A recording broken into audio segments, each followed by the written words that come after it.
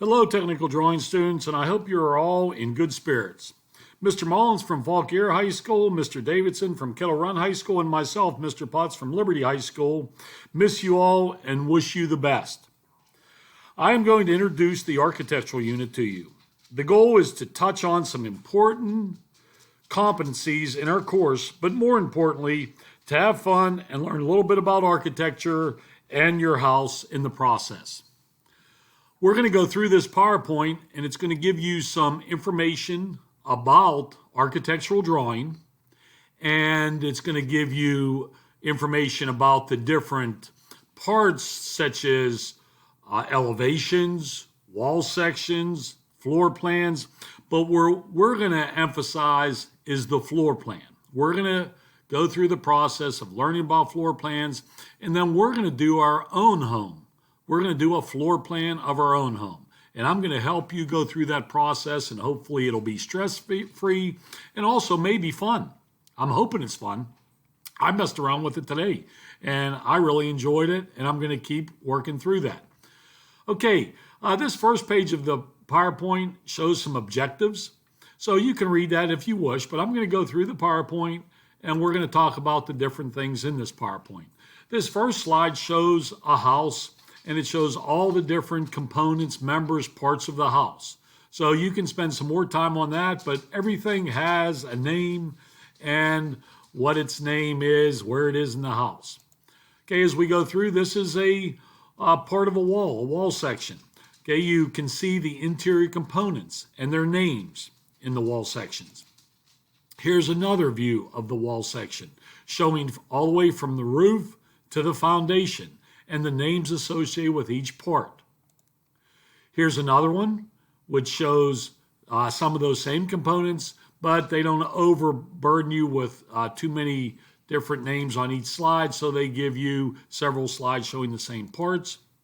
Here's more of the interior components of a house. You see the gypsum board, also known as drywall, flooring, also the roof, and different parts within that. This shows foundations, and then how the foundation and the wood members of the house, the structural members, are tied together. Okay, there's some with bricks, there's some with different siding. Here's the corners of a house, and how the corners of a house are joined into the floor. Different types of roofs. Everyone has seen these roofs. You have maybe a type or two even on your house. So even though these are individual, they could be in combination on any given house. Here is where you show steps. Okay, you could show steps on a side view here, showing risers and treads. And then here shows you possibly the way they would look on a floor plan. Doors on an elevation, which means like the front view, the side views of a house, the back view of a house. This is how you would show the door representations. Depending on what the door, these are raised panel doors with windows and so forth. So that would be the detail you would show on an elevation. Here's windows. Okay, this would be windows on an elevation. So probably the most common window would be double hung vertical sliders, but also you have sliding windows horizontally. You have casement windows which come in and out, awning windows, so different names to different types of windows. And this is the different interior components of a window. Bricks, standard bricks, different types of bricks.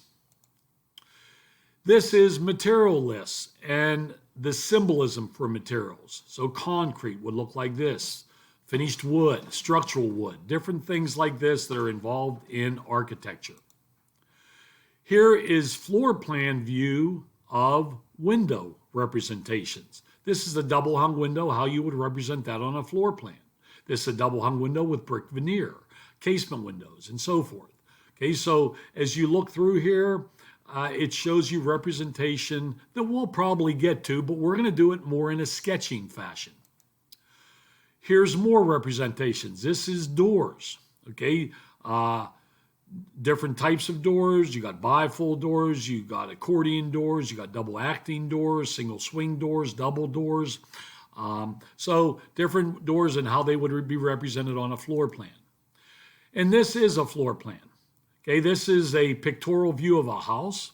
And then this is what the house would look like looking straight down on the different floors. So right here we have the lower floor, including the garage, kitchen, family room, living room, dining room, and then the upper floor, which has the bedrooms, the bathrooms. There's also a half bath, which means just a toilet and a sink, no shower or bathtub. That's what's considered a half bath, laundry room, so forth. This is a more detailed, although it's harder to see, of a floor plan with dimensions on it, all the interior components. It also shows you the title block and the borderline with a company's name on it. This is another view of it. These are window schedules and door schedules. They show you what size door or window and where they're located. They'll have a corresponding number or letter on the floor plan showing which window or door goes in that area. So these are schedules. They're called window and door schedules. They give you the sizes of doors and windows for those locations. This is elevations. Okay, you have a front elevation. You have a left side elevation. You have a right side elevation, and you have a back elevation. So that's showing you the actual look of the house straight on. These are wall sections showing you from bottom to top about the interior components of the wall, foundation, the structural members, the roof. So this gives you a lot of detail. That's always part of a set of architectural plans. This is the plat of the whole land. So this shows you the distances, the angles, and then the house location on that plot of land. Okay, so there's a legend down here that shows you what the different lines represent. So that would be part of a architectural plans also. Floor plans including electrical. We will not go that in depth, but and I'm sorry if you hear my dog in the background, but she's a barker. So lights. This is a lower level floor plan. This is an upper story floor plan, and this shows you possibly the code that an architect would have with their seal on the set of floor plans. A simple floor plan showing the walls, and this is a fireplace, wall partitions here, all the dimensions on there. This is how you dimension in architecture. You actually put the foot and inch symbol or number over top of the dimension line. Okay, there's different ways. You could use arrowheads, you can use dots, or you can use architectural ticks. This shows you more information about the walls and the way you would dimension to walls. Okay, and now what I want to do is I want to go to a second architectural plan, or I'm sorry, a second set of PowerPoints, which show you some more emphasis on the floor plans. Okay, this is a kind of a finished floor plan, doesn't have the dimensions on it, but shows the bedrooms, shows the bathroom. This is a full bath, which includes a tub, toilet, and sink. This shows you the finished kitchen with lower cabinets and upper cabinets, the sink, the refrigerator, the range, pantry over here. There is a linen closet here, heater is here, and then you can see the living room and how things are labeled. As we go through, this might be the first step in laying out the different walls and where the windows are, where the doors are. And then this is the next step, putting in the specific, darkening in the specific walls. The walls show thickness. Okay, there is thickness to the walls, just like there is in a real house. And then this is door representations, window representations, and so forth, and how you represent the different components of a house on a floor plan. Okay, now floor plans individually are not real complicated. We've done much more complicated things on drawings than this, but when you put it all together, there's a lot of things involved in a floor plan. Not hard, not too difficult, but it's just the process of learning it. Okay, this shows you with dimensions, interior dimensions showing sizes of the rooms, and then exterior dimensions showing you doors and windows location, dimension to centers, and so forth. Okay, this shows a business, and then the floor plan of that business. another sample of a little floor plan. And then this shows the pictorial view of a home and then the floor plan associated with that. So basically you're taking the top off a house, looking down, and you see where the walls are, where the things that sell with a house, that convey with a house, that is what you normally show on a floor plan. Okay, people don't take steps with them. People don't take, most of the time people leave their appliances. So that's what shows on a house. As we go through the beginning stages, second set, and then all the dimensions. Now this is what I expect us to do. Okay, what I would say is you're going to somehow get 4 pieces of tape. 4 pieces of paper. It can be lined paper, it can be blank paper. What I'm using, there's my cat helping me. And we're going to tape them together to make a big enough sheet that we can draw a floor plan. My goal is we draw the floor plan of our house. And I'm going to show you what I started with this morning. And I will continue to add to this. Okay, so my first thing is you want to get a straight edge. Because everyone doesn't have the same equipment, I used a cereal box. You can find something in your house that has a straight edge, a cardboard box, and I made a beginning line on my piece of paper. I probably should have went in a little bit further into the middle, but I didn't know exactly how much room it was going to take up. So I made that. Then what I decided to do is you need to kind of have a scale, because what I recommend is you use the size of your foot to step off the size of your rooms. Now, if you have a tape measure, you can use a tape measure, but I used my feet because I know everyone may not have a tape measure. So I stepped off my rooms. Well, right now I'm stepping off and showing you on my piece of paper. I'm using a scale of the thickness of a pencil is a foot. The thickness of a pencil. Everybody doesn't have some type of scale, so every thickness of a pencil is a foot. Well, I measured my bedroom, and it was 15 feet by 15 feet. So I stepped off 15 marks to get the measurement of my room. So I developed a scale. Mine was a pencil thickness equals a foot. Now you can see I'm starting to lay out lines. So I started here with this.